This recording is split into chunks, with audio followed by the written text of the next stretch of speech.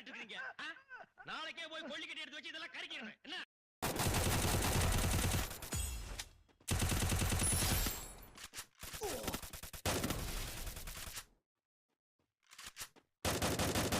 ஐயா உனக்கு பாத்துல சனி பம்பு இழுத்து அடி வாங்குற நேரம்.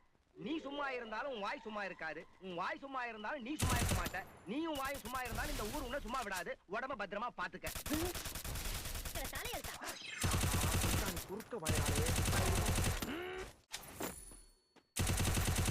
double takedown.